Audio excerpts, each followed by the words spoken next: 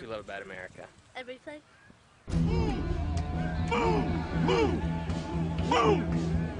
Fear is the most devastating of all threats we can have in a democracy. My friend kept saying they did this in Germany. The great dictators learned from one another what was essentially a blueprint for closing down an open society. The founders wrote the Constitution and the Bill of Rights with fear. People were hung for speaking up. I'm calling on the Attorney General to begin a criminal investigation of the New York Times.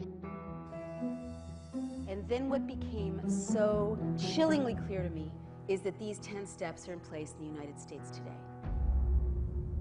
We don't torture people. Khalid Sheikh Mohammed. We don't torture people. Waterboarding. We do not, I don't talk about techniques, and we don't torture people. Now listen to me. I want you to listen to me. America and our friends will meet this threat with every method at our disposal. We also have to work sort of the dark side, if you will. All of a sudden, FBI officials came and started interrogating me. The FBI showed up at my house. You're forced to strip down to absolutely nothing, handcuffs in the front. Almost immediately thereafter, I was then accused of being a terrorist spy. I want to do the right. You are violating now. Sir, I want to talk to you. Arrest him. Do not arrest me. You're right, sir. Do not You are arrest right there. You're not under arrest. Stay right there. Back up, back up. They don't have to watch every one of us for every one of us to be afraid they might be. There could be ricochets. This is war. Democracy is fragile, and it's tyranny that's the default.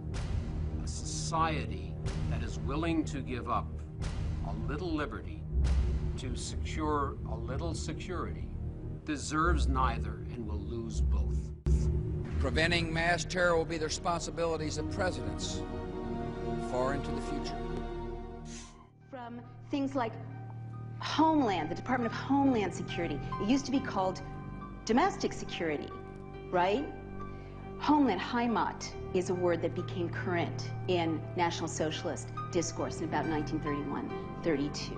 And I realized from my reading that intently, strategically, systematically, a small group of people set out to undermine the Constitution, opening the door for the horror to come. I, Barack Hussein Obama, do solemnly swear to preserve, protect, and defend the Constitution of the United States. The original Constitution, I think it is an imperfect document, and I think it is a document that reflects some deep flaws in American culture, the colonial culture nascent at that time. I think we can say that the Constitution reflected an enormous blind spot in this culture, and that the framers had that same blind spot. It also reflected the fundamental flaw of this country that continues to be. Germany in those years wouldn't have looked so different from today. I mean, we, tend to think, oh, Nazi Germany, it's like a Leni Riefenstahl film. But in fact, Germany in 1930, 31, 32 had gay rights organizations and human rights organizations and feminist organizations. It had celebrities. It had all kinds of newspapers, all kinds of debate, all kinds of dissent. It was a modern state. I didn't stop with Germany. I started to read about Stalin's Russia and Mussolini's Italy. East Germany in the 50s. Czechoslovakia in the 60s, Pinochet's coup in Chile in 73, and the Chinese crackdown on the democracy protesters at the end of the 80s. The same things recur again and again and again. Little subversions of people's rights, little constitutional changes. And I saw that the great dictators learned from one another what was essentially a blueprint for closing down an open society. Language of fear will cause ordinary, decent people to do things that's not in their character.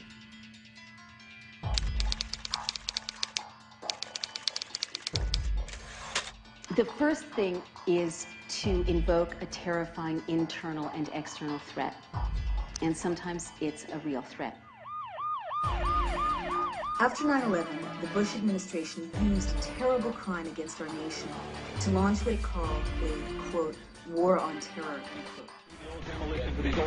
It looks like one of those scenes of an old building being purposely dynamited and blown up. Anybody who's ever watched a building being demolished on purpose knows that if you're going to do this, you have to get at the under-infrastructure of a building and bring it down. The way the structure is collapsing, this was the result of something that was planned. It's not accidental that the first tower just happened to collapse and then the second tower just happened to collapse in exactly the same way. In addition to those pictures we've all seen too much on television before, when a building was deliberately destroyed by well-placed dynamite.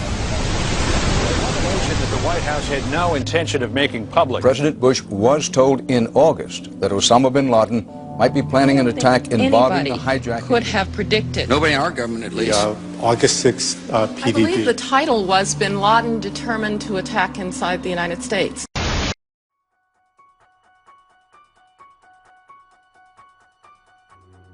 Tyranny is enveloping the globe, and the United States is a shining jewel the globalists want to bring down, and they will use terrorism as the pretext to get out. That you call the White House and tell them, we're aware of who the terrorists are if you pull this. This can stop. I don't think anybody could have predicted that they would try to use an airplane as a missile, a hijacked airplane as a missile. Nobody in our government, at least, and I don't think the prior government that could envision flying airplanes into buildings. No specific threat involving really a domestic operation or involving what happened, obviously, the city's airliner and so forth. There were no warning signs that I'm aware of. USA Today reports that in the 2 years before the attacks on September the 11th, NORAD conducted exercises using hijacked airliners as weapons. And one target was the World Trade Center. Special Agent Wright has material information about FBI negligence and recklessness with regard to not investigating terrorism leading up to the events of 9/11. He is the first active FBI agent to appear before the cameras to speak directly to the American people. Special Agent Wright is coming forward on behalf of the American people at great risk to himself and to others that work with him and are around him. The FBI threatened Robert Wright from coming forward, effectively threatened him with his job. Although we are told that 4 or 5 of the alleged hijackers were on each of the flights, if so, their names should have been on the flight manifests. But the flight manifests that have been released contain neither the names of the alleged hijackers nor any Arab names whatsoever. We know that the men who were supposedly the hijackers had their houses, cars, credit cards paid for by the U.S. government. They were, in truth, agents. Evidence was also apparently planted. The passport of one of the hijackers on Flight 11 was allegedly found in the rubble. Goes through the fireball, through the side of the plane, and comes down the ground unscathed. But something happened. For 6 months, they reported they had this passport. Boy, we've got it. We've got the proof. And then the guy stood up and was alive. Several of these 19 men are still alive.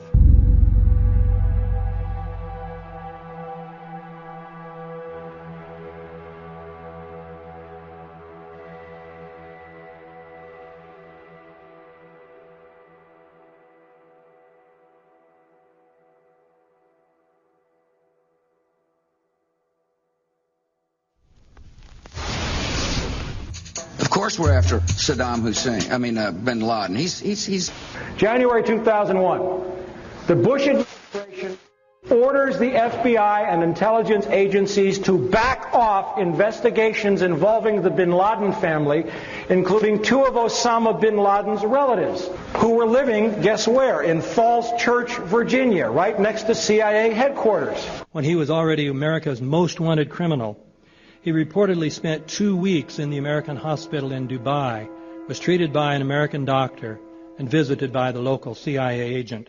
We have not seen one piece of evidence that links Osama bin Laden directly to the planning stages of September 11th. This failure to provide proof was later said to be unnecessary because bin Laden, in a video allegedly found in Afghanistan, admitted responsibility for the attacks. This confession is now widely cited as proof. But the man in this video has darker skin, fuller cheeks, and a broader nose than the Osama bin Laden of all other videos. We again seem to have planted evidence. The connections between the Bushes and the bin Ladens become much more clear when George Herbert Walker Bush made trips to Saudi Arabia in 1998 and 2000 to meet with the bin Laden family on behalf of a company called the Carlyle Group.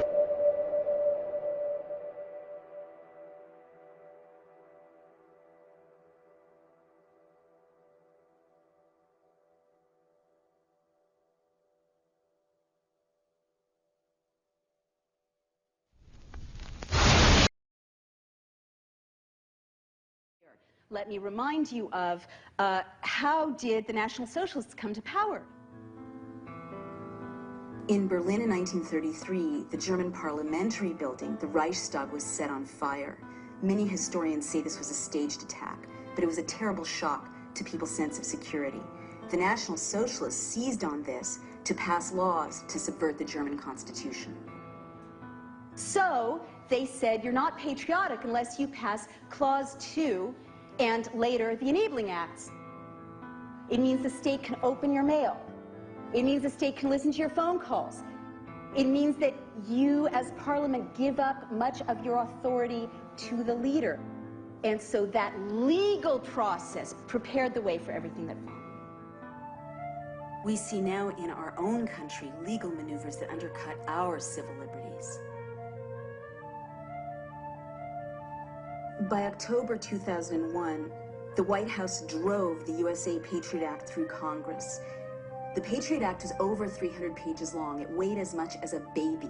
It was printed at 3 in the morning, and they had to vote on it by 11 a.m.